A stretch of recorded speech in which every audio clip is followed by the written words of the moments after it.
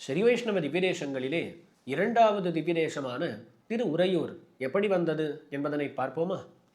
இதற்கு முன் பதிவுகளிலே நந்த சோழன் தன்னுடைய பெண் பிள்ளையை, அதாவது கமலவல்லியை அழகிய மணவாள பெருமாளுக்கு திருமணம் செய்து கொடுத்தான் என்று பார்த்தோம். அதற்கு மேலே நந்த சோழன் யோசிக்க தொடங்கினான். நமக்கும் பிள்ளைகள் யாரும் இல்லை, நாம் இவ்வளவு சொத்து வைத்துக்கொண்டு என்னதான் பண்ண போகிறோம்? ஆகையால் நம்முடைய முழு சொத்தையும் அழகிய மணவாள பெருமாளுக்கே சமர்ப்பித்து விடுவோம் என்று தன்னுடைய முழு சொத்தையும் திருவரங்கநாதருக்குன்னு ஆக்கி வைத்தானாம். அது மட்டும் இல்லை, தன்னுடைய பெண் பிள்ளையையும் மணவாள பிள்ளையையும் நினைவூட்டும் விதமாக தன்னுடைய நிச்சுலாபுரியிலே ஒரு கோயில் கட்ட வேண்டும் என்று நினைத்து உறையூரிலே ஒரு கோயில் கட்டினான். அதுதான் கமலவல்லி நாச்சியார் அழகிய மணவாள பெருமாள் அவர்களுடைய சந்நிதி.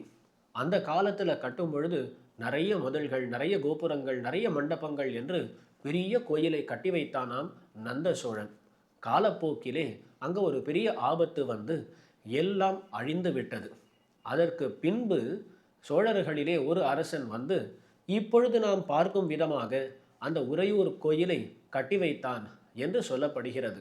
அங்கே அழகிய மணவாள பெருமாள் எழுந்தருளி இருக்கிறார், கமலவல்லி நாச்சியார் எழுந்தருளி இருக்கிறார். அங்கே பார்த்தீர்களே ஆனால் மூலமூர்த்தி நம்ம நம்பெருமாள் அழகிய மணவாள பெருமாள் தான். ஆகையால் அவ்விதமாகவே சேவை சாதிப்பர். உற்சவமூர்த்திகளிலே கமலவல்லி நாச்சியாருக்குத்தான் உற்சவமூர்த்தி உண்டு, தனியாக உற்சவமூர்த்தி கிடையாது. அப்போ யார் தான் உற்சவமூர்த்தினா? இதோ திருவரங்கத்தில் இருக்கக்கூடிய நம்பெருமாள் தான் அந்த ஊருக்கும் உற்சவமூர்த்தி. பங்குனி மாசத்துல உற்சவம் நடக்கும். அந்த உற்சவத்திலே பாகமாக ஒரு நாள் உறையூருக்கு எழுந்தருளுகிறார் நம்முடைய நம்பெருமாள். அது என்னன்றதை வேறொரு காலத்தில் நாம் நன்கு பார்க்கலாம். அப்போ அதுதான் இரண்டாவது திவ்யதேசம், திரு உறையூர் கமலவல்லி நாச்சியார் அழகிய மணவாள பெருமாள் திருக்கோயில். இங்கே மற்றொரு செய்தி. கோயிலுலகை பொறுத்தவரையிலும் கமலவல்லி நாச்சியாருடைய தகப்பனார் நந்த சோழன் என்று குறிப்பிடப்பட்டுள்ளது. அது இல்லாமல் திவ்ய சூரிய சரித்தம், லக்ஷ்மி காவியம் என்கிற 2 நூல்களிலே கமலவல்லி நாச்சியாருடைய திருக்கல்யாணத்தை பற்றின குறிப்புகள் இருக்கின்றன. அங்கே வரும் பொழுது கமலவல்லி நாச்சியாருடைய தகப்பன் தர்மவர்மா என்று குறிப்பிடப்பட்டுள்ளது. இதில் சில குழப்பங்கள் ஏற்படுகின்றன. வரலாறுன்னு வந்தாலே சில கேள்விகள் எப்பொழுதும் இருக்கத்தான் செய்யும். இது சரி, நந்த சோழனுக்கே தர்மவர்மா என்கிற பெயரும் இருந்திருக்கலாம் என்று ஒரு ஊகம் பண்ணுவதற்கு இந்த இடத்துல இடம் உள்ளது.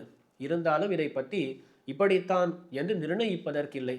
ஆனால் ஒரு விஷயம் உறுதி, கமலவல்லி நாச்சியாரை அழகிய மணவாள பெருமாள் ஸ்வீகரித்தார், திருமணம் புணர்ந்தார் என்பது அதை நாம் நன்கு பார்த்திருக்கிறோம்.